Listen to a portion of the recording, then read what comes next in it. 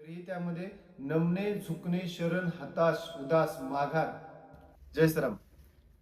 मराठा म्हणावे अशा वाघराला श्लोक 5.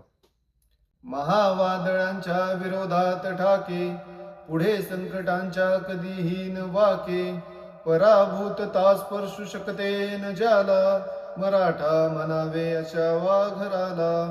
हेच काय तर वादळा समान जरी संकट आली तरीही त्यांना ताठ मानेने सामोरे जाणारा, अगदी कितीही बिकट परिस्थिती असली, अवघड परिस्थिती असली तरीही त्यामध्ये नमणे, झुकणे, शरण, हताश, उदास, माघार या गोष्टी ज्याला ठाऊक सुद्धा नाहीत. हो, म्हणजेच काय तर ज्याला पराभव काय असतो हा माहीत नाही, मान्य नाही, म्हणजे त्याच्या देहाला, त्याच्या मनाला, त्याच्या बुद्धीला पराभव हा कधी कळलाच नाही, स्पर्शही करू शकला नाही.